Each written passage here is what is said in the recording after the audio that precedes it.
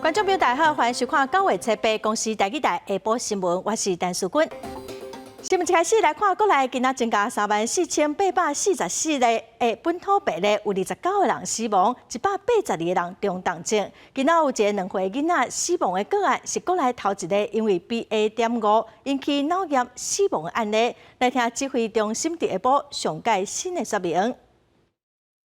新确诊的本土病例有34846位，那境外移入的病例有278位。今天新增29例的死亡个案，当中有一位小朋友，这位是2岁女童，那死因的话就是有新冠病毒的感染，也有合并这个急性脑炎以及多重器官衰竭的一个情形，所以这是我们以 BA.5 这个导致的这个为主的疫情的首例的这个儿童脑炎死亡的个案，调整托婴中心跟居家托育服务的一个防疫措施，针对不管他是工作人员或是幼儿的部分，那快筛或是这个 PCR 阳性的个案，那实施7天的居家照护，那期满无症状可恢复收托及提供服务。一旦有这样的确诊个案的话，那全班暂停托育3天哈。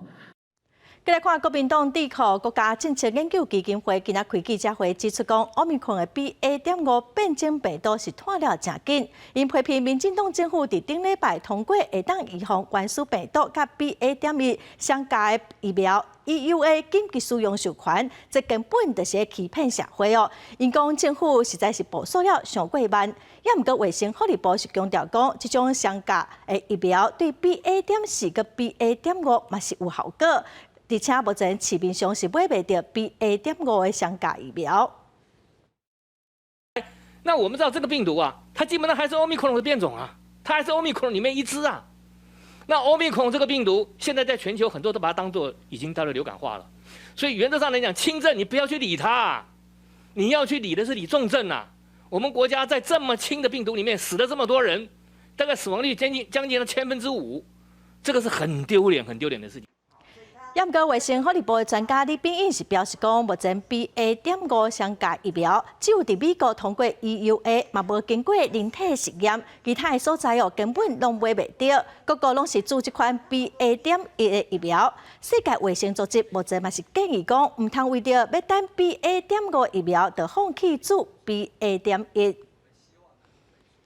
再来看卫生福利部国家中医药研究所今仔公布新冠2号临床试验结果哦，显示讲重症的保护效果是真好，会当减少74%的死亡率，嘛已经技术转移予国内8间药厂，等待通过紧急授权，民众就会当使用。新冠1号进化版新冠2号将会进行临床试验。国家中医药研究所发布上新的临床试验结果。伫咧246位需要到送洗重症患者内面，分做接受西医常规治疗、加西医加新冠2号合并治疗2组。上尾西医组有27位死亡，合并治疗组只敢若7位死亡。同样的，在123位的重症患者里面，30天的住院观察期，只有7位的死亡。那显示呢，新冠2号的介入治疗可以显著的改善74.07% 的死亡风险。国家中医药研究所分析，基因造成鸟鼠的实验发现，新冠重症患者的肺有弥漫性的伤害，产生纤维化情形。但是使用新冠2号治疗，会让完全避免肺部也无纳入去的情形。研究显示，新冠2号对强化心肺功能的效果比新冠1号要更加明显。病毒复制上的这个可以阻断掉，那还有免疫的调控之外，还增加了强化心肺功能，以及呢那个肺里面有很多痰液这些病理产物的排除，所以它就产生更好的作用。目前新冠2号已经技术授权予国内8间中药厂，其中1间药厂已经准备向中医药师提出 EUA 的审查。中医师工会也希望新冠1号加新冠2号唔通只是 EUA 紧急授权，应该量早通过正式药证，才做正式的处方计划，而且会当公费一直到疫情结束。记者综合报道。国际拢正关心台海局势。美国白宫的国安顾问苏利文接受彭博社访问的时阵，更强调讲，中国拍台湾的威胁嘛，阁真大。也毋过美国立场无变，反对任何以武力改变现状的行为。另外有8个跨党派美国众议员昨来台湾访问，今仔早起嘛甲总统蔡英文见面，强调讲两国会继续加强民主甲经济贸易的合作。总统蔡英文特别接见美国众议院跨党派的访问团，包含民主党的莫菲甲凯西里、共和党的法兰克林、威尔森、巴尔、艾萨、坦尼和凯默克。蔡总统致辞的时，感谢8个人过去对台湾的支持甲协作，搁伫中国军演了后来访问支持台湾，展现两国的友好关系。蔡总统强调，咱国面对威胁克服，也和民主的盟友做伙维持区域的和平稳定，也希望台美强化经贸关系。我们期待也有信心和美国洽签高标准的贸易协定，促成双方的经贸发展。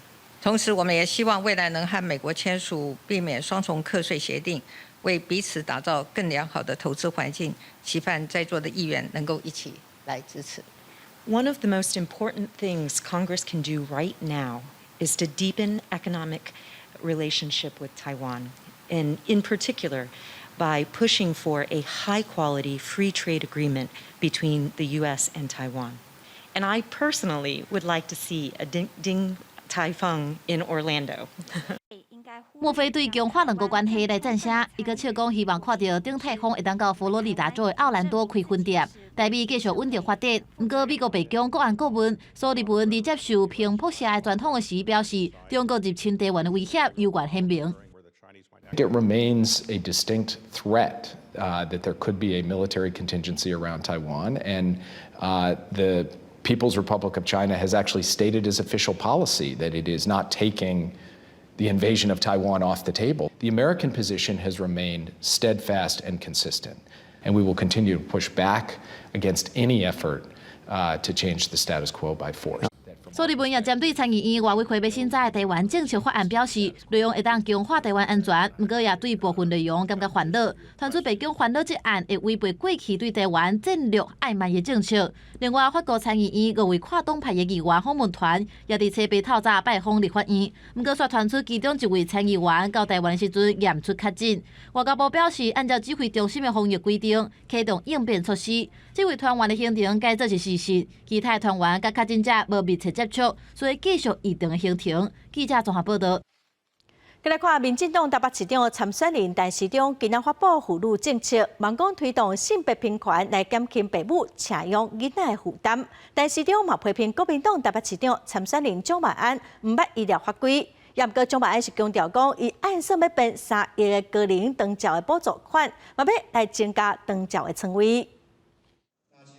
当然，大家知道我年纪稍微偏大，我们在当年我在年轻的时候，其实这种平权的概念稍微是缺乏。陈时中讲起以前的经验，为家庭生活发现性别无平等。车北陈时中发表性别政策，讲要提供临时托育服务，各种性别的安置庇护机制，嘛透过各种设施甲系统的完备，鼓励各种性别拢通参与家庭事务，而且自我实现。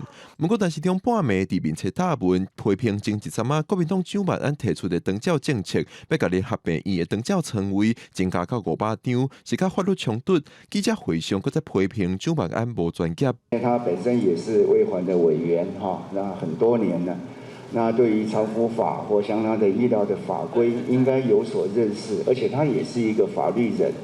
好，那对整个在提出来的政见跟法律上面的汉格这么的大，倒是让人家觉得意外。蒋万安今日拜会长老教会、相连教会的长老江干庭，面对长照政策受到对手批评，伊搁一摆说明家己的政策。我们提出具体的方法，要来解决现在长照床位不足的问题，就是希望抛开行政包袱，突破法规的限制。我想希望能够大家共同朝向增加长照病床这样的方向跟目标。面对蒋万安拜会长久以来参立赢关系较密切的长老教会，敢袂烦恼选票去互扭曲？但是中表示，各教会拢是行善的组织，对政治的参与无济，大家多多沟通是好代志。记者郭文良随曾派文台北报道。宜兰县民进党提名的参选人，今仔伫宜兰的街头同齐来进行反贪污的宣示。民进党的宜兰县长参选人甘聪燕是批评讲，对手是贪污的林志苗集团。林志苗嘛批评讲，民进党拢是自导自演。反对家族干政，下架贪污县长。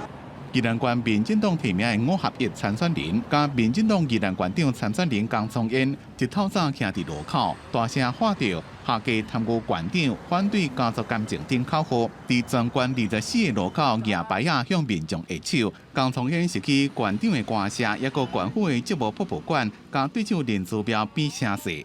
我们主要诉求宜兰的政治要清廉，这个是我们从政者的基本要求。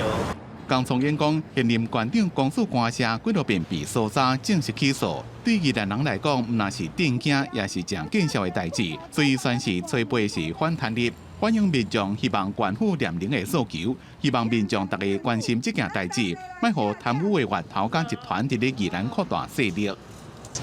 民进党呢很会自导自演啊。谢谢。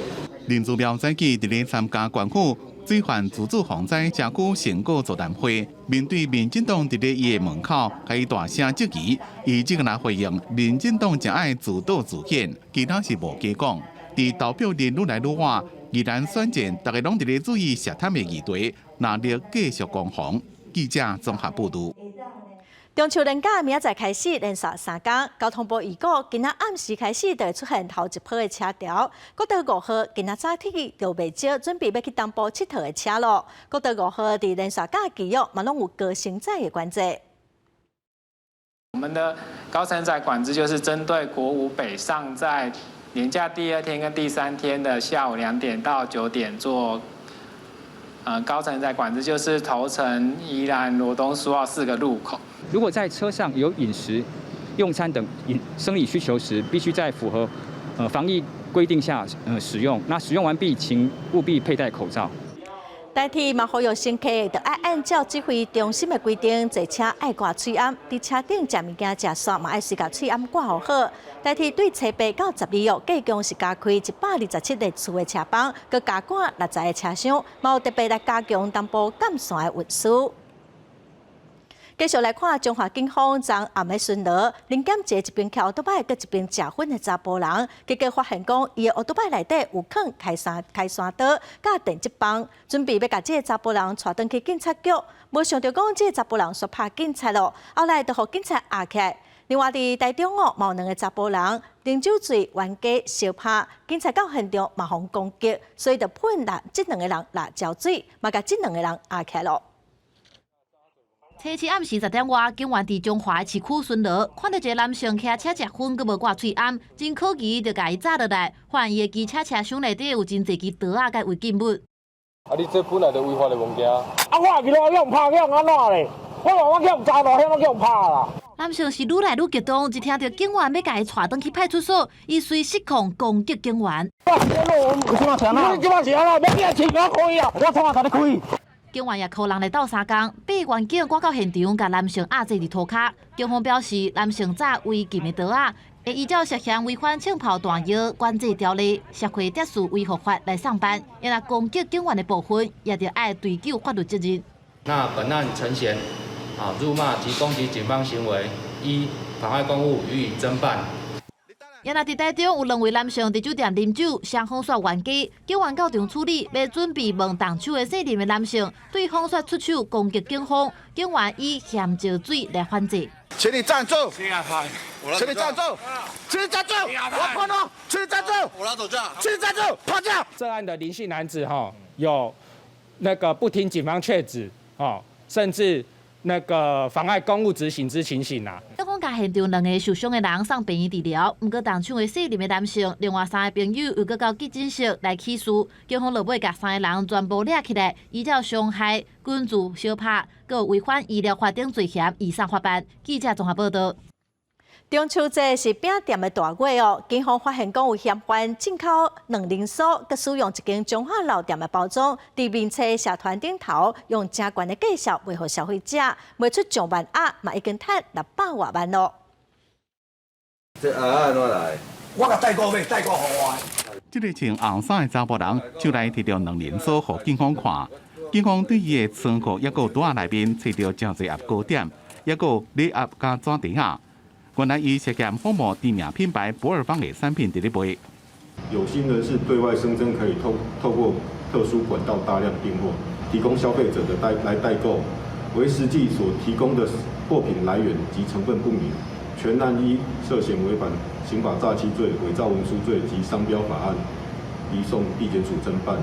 输入关键字了，出现真侪 FB 团购社团，一个姓叶的查甫人，伫咧过去几多遍发文提供代买的服务，即马煞被抓包，以挂羊头卖狗肉。警方发现伊涉嫌仿冒商标，进口台湾甲成分不明的糕点，用市面上加几多倍的价钱伫咧卖。最近这2年上万盒已经流入市面，不法获利要到600万。大批警力来抓人，有嫌犯讲要放流米伫咧便所内面，唔敢见人。新北市有诈骗集团伫咧网络散布假信息，骗讲会当轻松兼差增加被动收入，诱骗超过40位受害者。不法获利到2000万。警方伫咧清查了，发现主嫌犯有帮派背景。侦办这个竹联帮名人会从事诈欺机房工作，我们就根据这个第一波行动掌握到的事证，去抓出这一些集团的上游的干部，总共7名的犯嫌。诈骗的步数真多，手法也奇奇怪怪。自车头路投资诈骗，到即马有仿冒艺名伫咧诈骗。像这种非法的行为，除了民众家己要注意以外，警方也会继续追查打击犯罪。记者综合报道。因为中秋节送礼中华邮政最近物件上过节未附送，暂得停止收货。之前寄的上班是今仔会当收到，因为屏东邮局传出讲，若是未附送，要处罚邮差互工会真不满。也毋过屏东邮局是解释讲，因的目的是要来提醒管理者，就爱尽量调度，绝对毋是要基层的邮差负责。新闻中心堆满包裹，上大宗是中秋节的鸭仔，为着应景，真侪人寄文旦，嘛互因搬到大粒官、小粒官，要伫8号进前全部送到位。就算是离岛小琉球嘛，甲时间比赛，船班还未到，邮务车已经等伫现场。有这足多啦吼，逐工有加班，也是讲安怎？拢有啦，有加班佮加人啦。中华邮政总公司公告，中秋节的包裹收到6号，才有时效性的包裹，爱伫8号中秋节进前送到位。屏东邮局嘛传出全体员工收到通知，讲这包裹若无伫个时间内底寄了，爱追究着因的责任，引起着反弹。这个文其实会让我们的同仁造成压力，那所以我们工会也密切的去关切，然后去了解这样的一个情形，要做妥善的规划调度，并且要实时的走动管理，走到我们的基层同仁去关心、去慰问。屏东邮局表示，这通知是要提醒管理该站爱注意，嘛爱适当来关怀着基站，请伊唔通误会。恁包裹量真大的状况嘛出现伫高雄，这10天每一天包裹的量一天有5000件，上济是伫6号迄天。民营业者他已经在提早就要结束那个收寄的时间了。也因此的话，他有一些邮件的话，都涌进我们邮局。中华邮政表示，今年寄的量甲去年差不多，去年文旦大约36万件，今年大约32万件。如果是文旦收成的时间甲中秋节较近，倒伫包裹拢集中来送。中秋了后，嘛提早开会检讨伫后续大月时阵的规划。记者王丽婷领交款屏东高雄报道。再来看海巡署利用监测侦测系统，发现澎湖海峡有中国船驶过界哦。咱国海巡就随出动来查考这只中国船。这台无名的中国运补船吹到进入咱国的限制水域，澎湖海巡对几多遍弹喇叭放送，叫伊停船受检，也毋过伊拢袂停，也搁加速一直驶。海巡对警艇强制挖角机船边去检查。经多次的鸣笛广播，令其停车受检，均拒不停船并加速蛇行，该艇遂采取紧追及强靠登检该路船。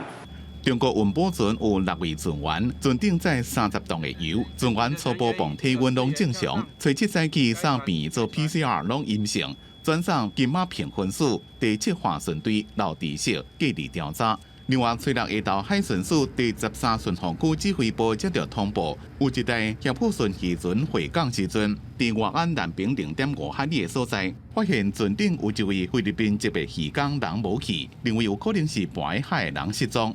落海的区域大概在外岸的南方，大概0.5海里。截至目前为止，共派出4艇32人次，并申请2架次的空侦及持续的搜寻。平湖海巡10038海巡艇伫附近巡逻随机搜救。同时通报亚该大陆运补船回渡中继10087巡航艇也到三港注意海面协巡，同时也申请空军机去海边搜寻，验过到即马也无找到人。记者综合报道。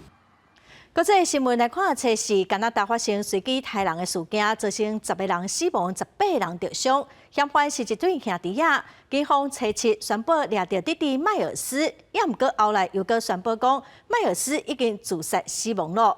上新的消息，死亡的嫌犯其实是哥哥达米恩哦，敢是弟弟杀死哥哥，目前是搁在调查。民众嘛质疑讲，这弟弟迈尔斯有真侪前科，哪会互放出来？涉嫌伫萨克齐万省随机杀人造成14、18伤的惨案的在逃嫌犯迈尔斯，切次伫警方追捕之下，赛车冲出公路边啊，互大批警力包围，车内安全气囊已经爆开。为远的所在看过去，迈尔斯好亲像互人超生，按过了后，后警方宣布已经死亡。I can confirm that he is no longer a threat. Confirm the identity of the driver to be Miles Sanderson. He was arrested by police and taken into custody. A knife was located inside the vehicle. Shortly after his arrest, he went into medical distress. Nearby, EMS were called by police to attend the scene, and he was transported to a hospital in Saskatoon. He was pronounced deceased at the hospital. 这件随机杀人案件，因讲是加拿大近代史上上严重暴力犯罪之一。部分受害者家属去公路边现场表示，咱即马因开始疗伤了。进前因则伫一张自会顶悬，对着遇害民众。She was killed by senseless acts. She was protecting these 3 little boys. She's a true matriarch. 进前警方则发简讯爱当地居民马上就地避难，因为有人看到一个提刀的查甫人赛车经过。迈尔斯甲兄哥达米恩是萨省随机杀人案的嫌犯，案发了后，警方悄悄扩大到草原3省地区。达米恩的遗体找无互人发现，是毋是互伊小弟迈尔斯杀害，目前毋知影。民众质疑有59项前科记录，要找过家的迈尔斯，为什么还可能得到假释，告犯下当罪？加拿大总理杜鲁道当地时间初7针对这案件发表讲话，公视新闻恩文玲报道。来看越南的乌志明市有一间卡拉 OK， 可能是电器烧拍灯发生严重的火灾，造成至少33人死亡，有一寡人是因为要逃生跳楼，结果无命。伫越南平壤省顺兰市的安富卡拉 OK 所属的建筑物，也搁伫咧清间。搜救人员讲，这场火无到1点钟就被控制，不过死伤的人数真严重。当地媒体报道，火灾发生一个建筑物的顶层，迄当阵卡拉 OK 内面的人客甲员工走袂出来，有几多个人为了要逃生，自2楼甲3楼向下骹跳。平壤省政府讲，火可能是电器的线路小道所造成，不过真正导火原因也搁伫咧调查。越南一个新闻网站引述一位官员的讲法，搜救任务已经结束。这栋卡拉 OK 店有3层楼悬，30个包厢，内面大约有60个人。大火是自2楼开始烧，真紧就炭烧到3楼。3楼4个拢是5多的物件。国营媒体报道，病所内面也发现尸体。这是最近这几年来越南的卡拉 OK 店史上火警上严重的一件，大家对无合格的消防安全标准拢真担心。尤其越南常常发生卡拉 OK 店火警，顶个月伫咧首都河内一间卡拉 OK， 才发生3位消防员伫咧救火时阵死亡。2016年，河内另外一间卡拉 OK 重大火警，造成13个人死亡。2014年以来，至少发生6件类似案件。国会议员伫咧2019年针对消防救援单位进行相关调查，发现问题真严重。不过因为官僚的做法，所提出来建议要拢刷去。公视新闻吴文玲报道。来看苹果电脑今仔透早公布上新的 iPhone 14的手机哦，取消 mini 这款机型，有全新的 Plus 的版本，计共是有4种的机型。另外嘛，公布3款的手表加新的耳机，因为发表会，所以苹果的股票有淡薄起。As you can see, we're going big with iPhone 14 and even bigger with iPhone 14 Plus. 苹果粉丝期待秋季发表会，美国时间初7进行。iPhone 14系列手机正式展出，甲以前无同，这边取消 mini 版本，改上全新的 Plus 版本。屏幕有6.7寸，虽然甲 iPhone 13比起来，只是小可改款而已。翕相机的像素变较悬，荧幕顶头的海格仔变较细条，不过新增加车祸侦测甲卫星 SOS 紧急服务，互使用者就算伫咧无网络的环境，也当喊救人。Today we are announcing a groundbreaking new service for iPhone, Emergency SOS via satellite. We designed and built custom components and specific software so that iPhone 14 antennas can connect to satellite's unique frequencies. 美国甲加拿大的使用者11月就当开始使用这项服务，而且前2年是免费。iPhone 就是按算16正式开始卖，台湾是第一波上市的地区，严格拢比顶一代起价起2000块。另外发表会有3种新的 Apple Watch 加新的耳机 AirPods Pro 2。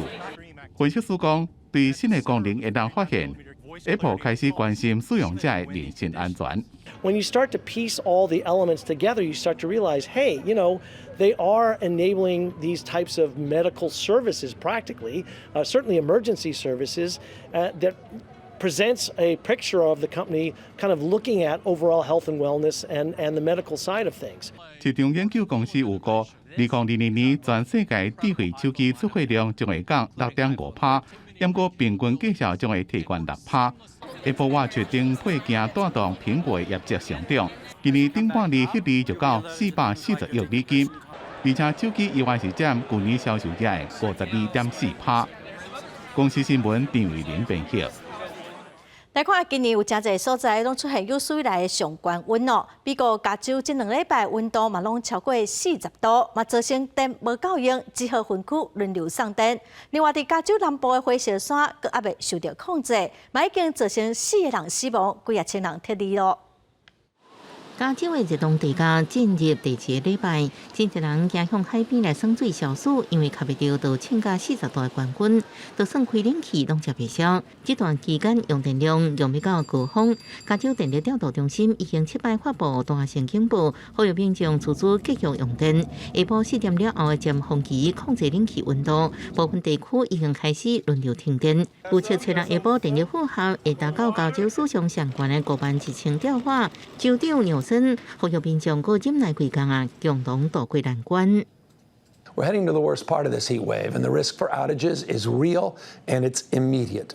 A lot of people using the air conditioner, and using light, fans, everything just to try to keep, cool, is obviously going to cause light outs. And we've actually had that recently, 加州首府沙加缅度初六连续第41天温度超过38度，触平历史纪录。市中心气温升到47度，刷新1925年的旧纪录，以凉爽热天出名。大部分家庭无装冷气的旧金山，迄一天也出现34度的冠军。橘郡动物园用冰架来饲候动物，真受欢迎。这摆各长各面的热浪，按算会继续到初八或者是初9。极端高温加上大雾，也造成野火危机。当局表示，大过去的劳动节顶周末，4000外个消防员伫加州拼命对抗14个森林野火。加拿大的测试就搁增加45个新的火场。和平郡初5发生的废物油野火，造成2死1伤，炭烧价用要将近1000公顷，目前只有5%受到控制。加上北加州米亚大火，初2也夺走2条人命，总共已经4人死亡，几啊千人倒伫家园。公司新闻是会长编辑。过来消息，咱过来看婚林的后尾光复路，昨暗6点外传出庆声，一个查甫人哦，那亲像是因为债务的纠纷，向对方开10枪，其中有1枪是拍着正骹。开枪的这查甫人后来受去派出所来自首。这个着伤姓林的查甫人哦，昨暗6点外经过后尾一间饭店，有一个姓陈的查甫人向伊开枪，嘛去弹着伊的正骹，实在是无性命危险。这个开枪的凶手，家己就去派出所自首。初步了解哦，这2个人应该是有债务的纠纷，已经送移送法办咯。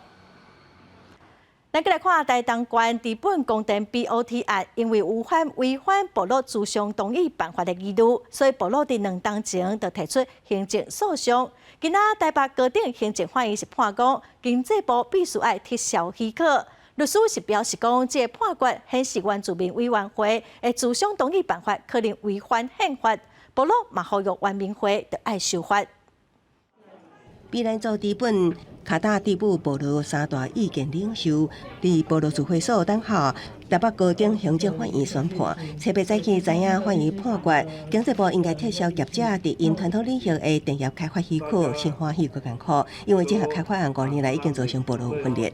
他们就用这种自私的方法是破坏我们，导致我们部落的分解。停止执行时候也有被处理的代行召集制度，也就是108年6月1号的部落会议决议，是违反部落意愿下由台东市公所强行代为召集。这项光电开发案107年由台东县政府标示予业者开发，因过需要处置部落主商同意才会当进行。为了处置部落同意才会当摕到经济部电业开发许可，伫部落无召开部落会议决议同意的情况，地方政府煞代为执行投标表决，违反部落自由意愿。部落甲律师特别伫诉讼中表达这项主商同意权违法的理由，这可能影响原住民委员会主商同意办法的行政变更违宪。卡达地部部落伫7月也通过家己部落的主商同意办法上庭修正案。这个冲击呢，凸显出的是什么？第一个，部落有没有权利在这块土地上能够有真正的去做主？台东县政府去年已经终止甲业者的光电开发契约，因为业者也咧甲县府确认契约效力。即马这项判决结果，等于是日本光电开发案要为头开始。部落呼吁关民会赶紧修正侵害部落主权的部落主商同意办法。记者综合报道。来看桃园有学校传出讲，厝顶的太阳能光电板时间有问题，造成做护病耐落去，无法度排水，所有的教室拢漏水漏甲真严重，嘛去影响到学生啊上课哦。目前嘛已经修理10个月了，也毋过阁还未修理好势。漏水漏到，你看连泡棉都掉光了。老雨老甲落雨天爱用水桶装水，因为区一间国小开300-400万设备天才护病，毋过去年底太阳能光电板装好了后，校舍煞出现严重漏水，影响学生上课，即马拢无解决。施作太阳能光电板在遮雨棚上面，那因为施工品质造成本来很好完善的遮雨棚，居然造成漏水。要护病电源抑个积水无大，太阳能光电板施作不当，造成只护病落落去无法度顺利排水。3栋校舍教室严重漏水，议员批评为去年发现漏水已经10个月，也无修好，实在有够坎坷。为了要彻底解决漏水的情形，经与学校的协商，以全面更新屋顶的方式来改善漏水的情况。那另外，我们经发局也已经请厂商近期开始规划施作。目前桃园市有258间学校配合装太阳能光电板，北桃园甲南桃园各有1间学校反映漏水问题。经发局表示，除了请厂商紧急修补，也全面换新的厝顶改善漏水情形。记者综合报道。去台南观光停车嘛是一个大问题。有民代就指出讲，有民众停车停无到1天，煞妨收1000外块，因为标示无清楚，互民众无法度接受哦。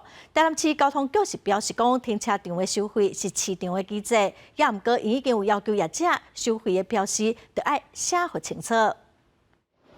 那来到观光胜地台南，不管你是要食点心，也是看古迹，去停车场停车，到底要收偌济才合理？实际去看民间的停车场，为连一天上济收偌济，都无标清楚。逐间停车场的算法都无同，有的停20分钟收20，有的半点钟收50。民众去停车场，所有人讲判的经验，颠倒是袂少。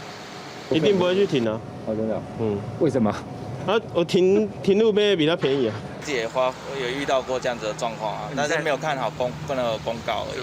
他缴多少了？好像就是缴1天下来缴了600多块啊。要我过一次教训之后，就下次就才会注意到。有一点困扰啦，那是觉得他要给人家写一下啦。那如果说列假日也是无上限，这个部分变成说，有些民众会变成不知道啦。对此，有民代表示，特别有民众停车停无到1天，向收1000外块。事实上，台南高费率的停车场前10名，大约拢集中伫中西区甲东区，有的无写讲上济收偌济。交通局表示，民间咧经营的停车场收费是照市场机制，不过但已经有要定相关的办法来改善。主管机关是一个核备，已经研议相关的做法，要求业者在新设或者是换证的时候，以统一格式也就是每小时费率的方式来做现场的费率的告示。持有强调，未来新开停车场的业者，都要明确标示6点钟的收费标准。也若持有提供的停车 App 手机软体，甲实际停车格显示的数量斗袂合，嘛会加强改善，嘛互民众来到台南观光停车更加便利。记者综合报道。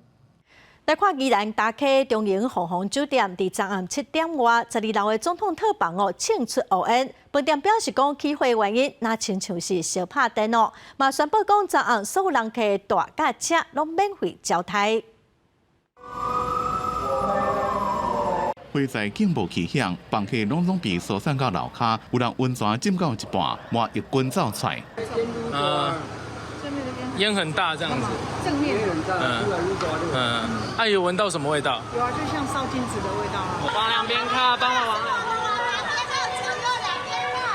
工作人员疏散旅客，即间伫宜兰县大溪乡真有名的长营鸿鸿酒店，初七暗7点半，伫上顶层的12楼总统套房，房间内面呛乌烟出来，消防队接到报案，随赶到现场，甲火拍花。然后我们走到现场，就是一间浴室哈，有一点烟，浴室有烟了，然后我们就把烟排掉。长营鸿鸿酒店讲，工作人员发现12楼总统套房已经的电气设备，敢若是电线烧拍电呛烟。饭店随通报119，疏散大房的263位人客，加食饭的259位人客，所有人拢顺利落来。今天入住的所有的顾客，不管是住宿的费用，或者是馆外来用餐的顾客，所有的费用今天都不会收取。那如果已经有刷卡的客人，我们也会全数都刷退。这件火警意外1点半钟就排除。饭店讲，这暗大房加食饭的费用，全部拢饭店出来替人客收惊。记者综合报道。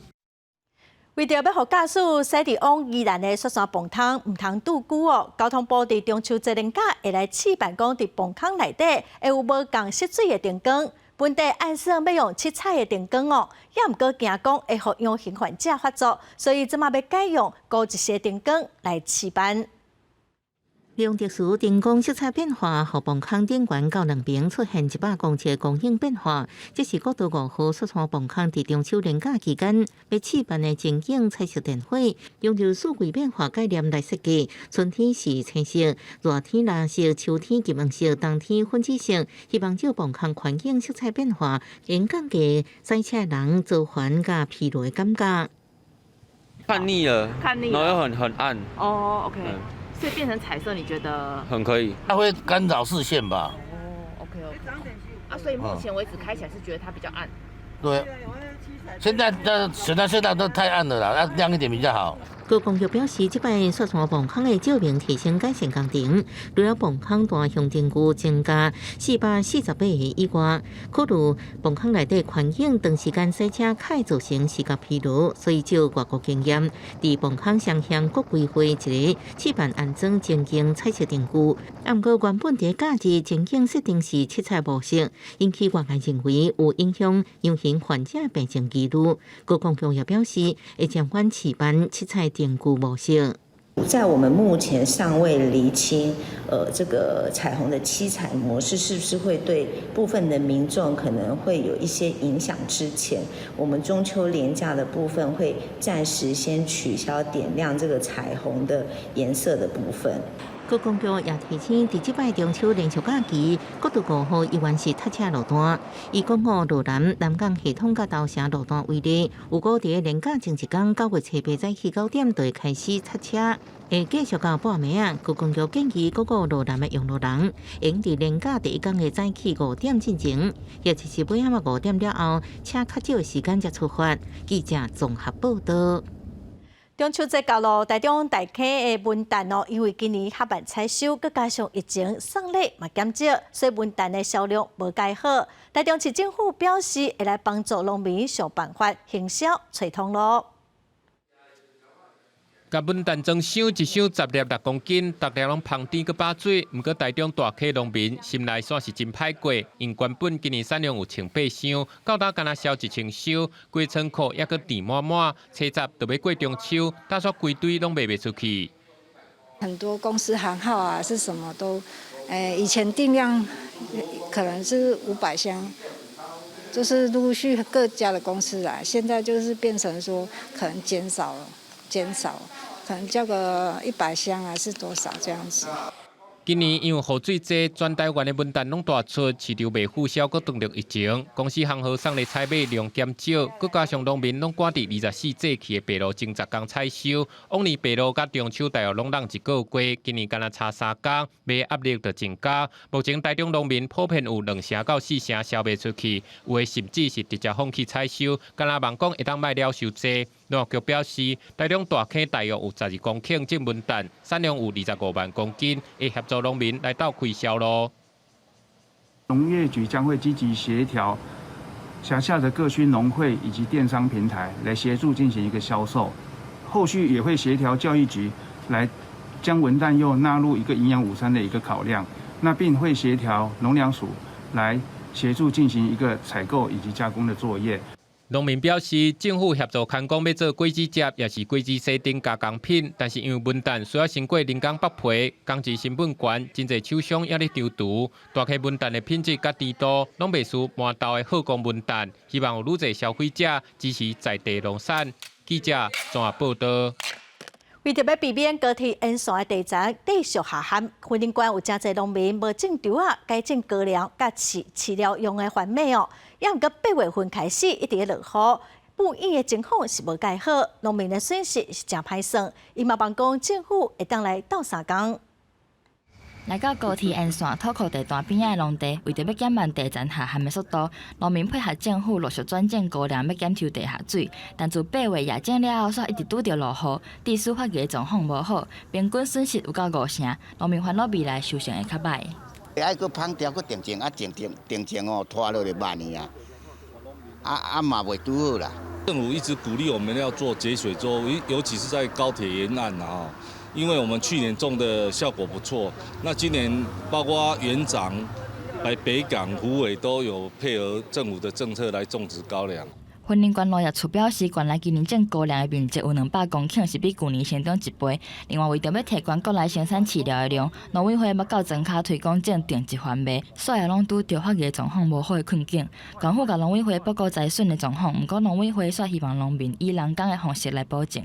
要叫人来甲咱贴啦，是要叫人甲咱种，一工爱清4箍啦，还佫食点心啦，所以根本都袂好啦。是因为补植可能后续会牵涉到一些补植的成本跟延迟收割的部分，可能会影响到明年度的一个种植。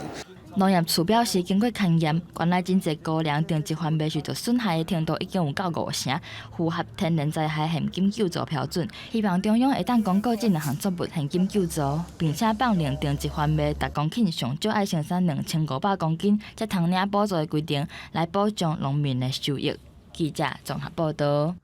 来看华人的家庭辅助中心有一个单位专门教一寡弱势妈妈做裁缝。最近嘛，甲这妈妈利用一寡牛仔布做的物件，伫华人的松原别馆来做展览，那么做伙来看卖。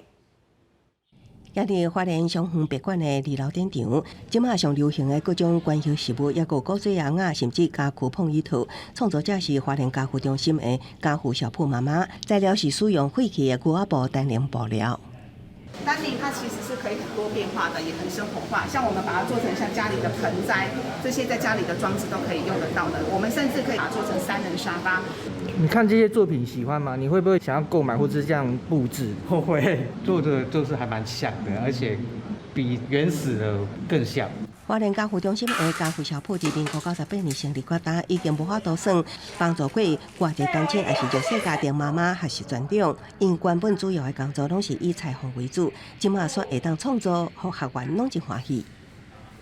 我用牛仔裤做了花语，全部加起来9000片，很有成就感吧。近2年开始训练家长，开始做一些创作，在过程当中去提升他们自我的信心、美感等等。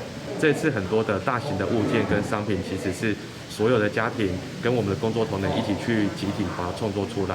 家具中心强调，感谢国内知名牛仔裤公司长期提供废弃单联布料，予家具小铺渐渐转型走向创作型工作室，所以也特别成立后山家友品牌。卖所得也是会用伫帮助花莲的弱势家庭。记者综合报道。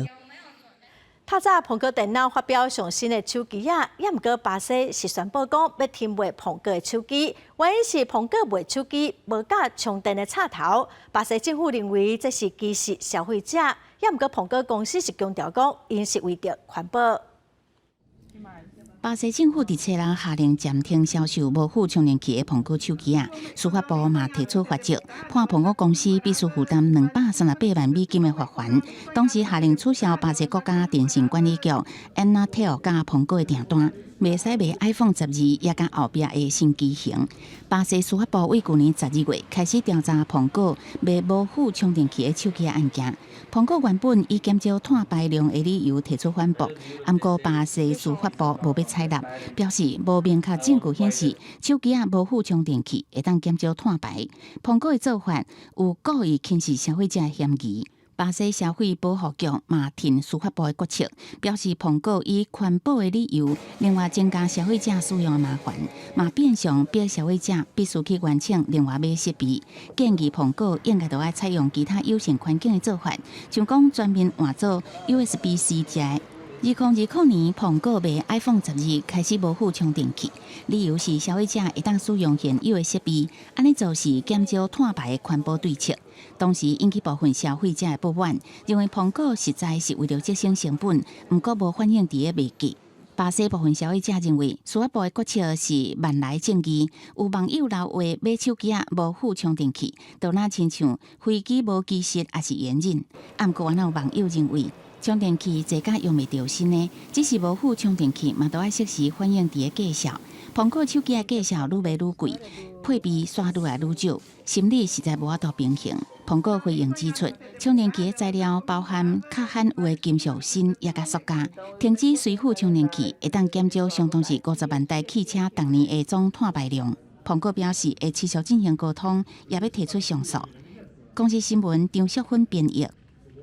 英国唐宁街10号首相的官舍，最近又有新的首相带入去，也毋过官舍内底有一只对2011年就对前首相唐麦龙搬入去的好伴猫仔赖瑞，伊目前嘛是搁继续带伫官舍内底，伊嘛已经伫官舍陪伴4个首相咯。英国新的首相人选出来进前，大阵的媒体是守伫唐宁街10号官邸进前，但那保鸟这官偌虽是老神在在，倒伫门边仔的栏杆内面困甲变过，因为官邸主人来来去去，伊习惯啦。This is it, folks.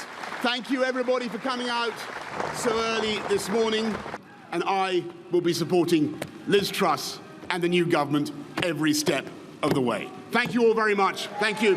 老水本来是一只伫街仔顶流浪的猫仔，2011年前首相卡麦隆甲伊带入去官邸，做内阁办公厅首席的保鸟士官，日本是解决这旧建筑内面遮济鸟鼠的危机。但是这只好伴鸟是较爱等伊的古锥，对掠鸟鼠是较无遐有兴趣。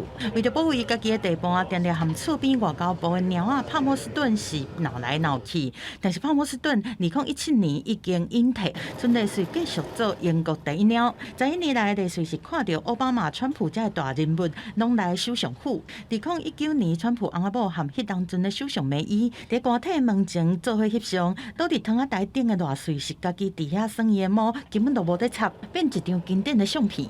进前，伊阁走去川普车下骹，互笑讲造成安全危机。梅伊到来的时阵，伊想要靠工作人员可能无想要互大水看到，阁甲抱走。I do so with no ill will, but with enormous and enduring gratitude to have had the opportunity to serve the country I love.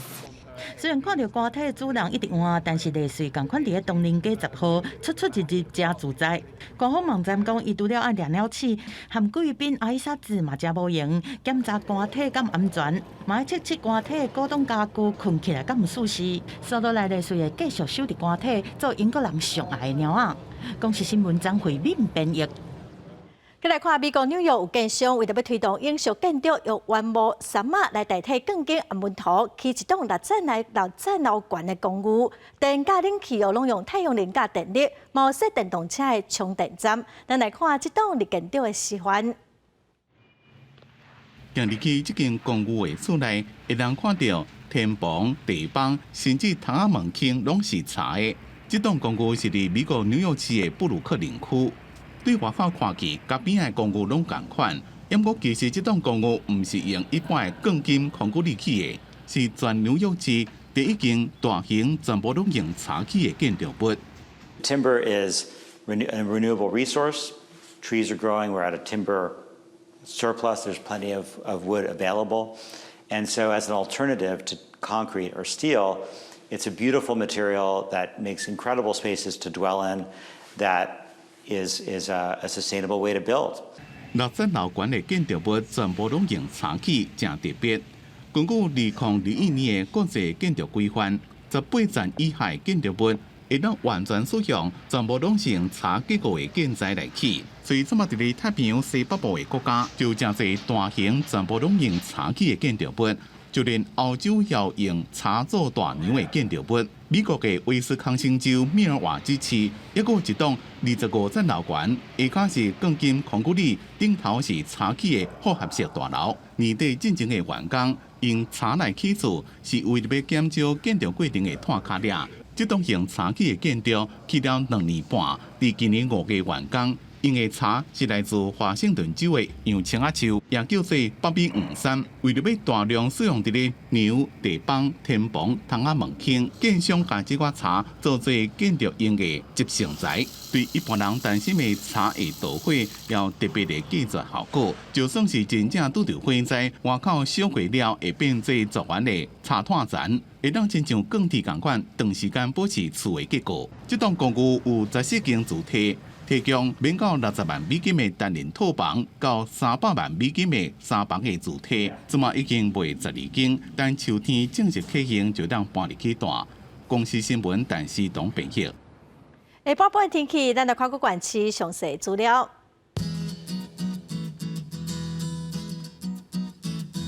北部地区上加28度，上悬33度。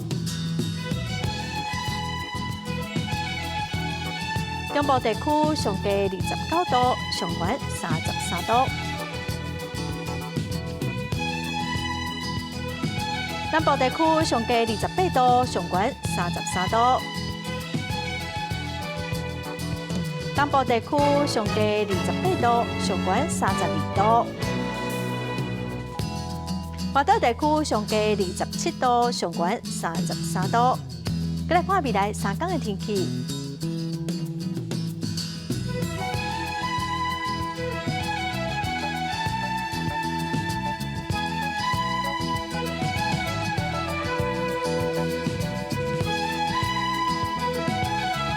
感谢观众朋友收看《公视第一台下晡新闻》，我是陈淑君，明仔下晡3点，咱再会。